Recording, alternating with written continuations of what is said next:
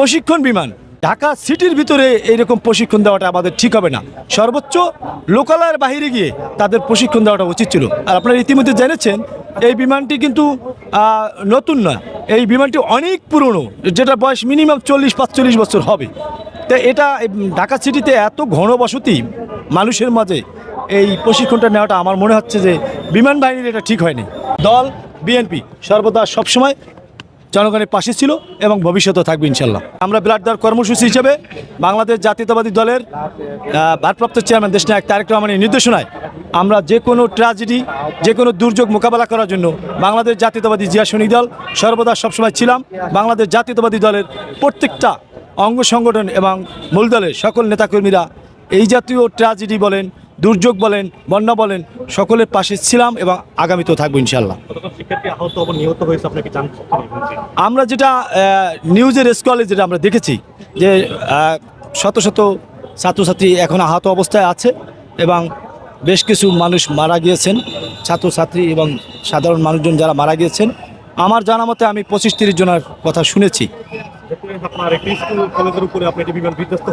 হ্যাঁ,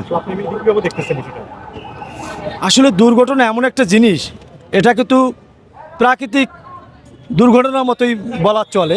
তবে অসচেতনতার কারণে, যেহেতু বিমান বাহিনীর একটা বিশাল একটা ডাইনামেটিক একটা সংস্থা, আমি মনে করি এই বিমান প্রশিক্ষণ বিমান ঢাকা সিটির ভিতরে এইরকম প্রশিক্ষণ দেওয়াটা আমাদের ঠিক হবে না। সর্বোচ্চ লোকালয়ের বাইরে গিয়ে তাদের প্রশিক্ষণ দেওয়াটা উচিত ছিল। আর আপনারা ইতিমধ্যে জেনেছেন এই বিমানটি কিন্তু নতুন নয়, এই বিমানটি অনেক পুরনো, যেটা বয়স মিনিমাম 40-45 বছর হবে। তো এটা ঢাকা সিটিতে এত ঘনবসতি মানুষের মাঝে এই প্রশিক্ষণটা নেওয়াটা আমার মনে হচ্ছে যে বিমান বাহিনীর এটা ঠিক হয়নি।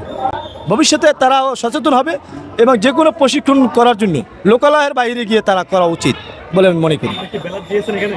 আমরা ব্লাড সর্বোচ্চভাবে ব্লাড দেওয়ার জন্য এখানে এসেছি, আমরা ব্লাড দিব, আমরা অপেক্ষা মানাচ্ছি।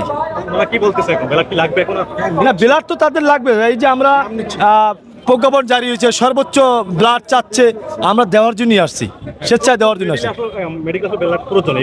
হ্যাঁ, অবশ্যই প্রয়োজন। এবং আমি আপনার মাধ্যমে দেশবাসীকে জানাইতে চাই, ঢাকার বাহিরেও যে সমস্ত মেডিকেলে যারা ব্লাড ডোনার আছেন বা সাধারণ মানুষ আছেন, সর্বোচ্চ ব্লাড দিয়ে আমার এই আহত ভাই বোনদেরকে যেন সর্বোচ্চ সহযোগিতা করা হয়।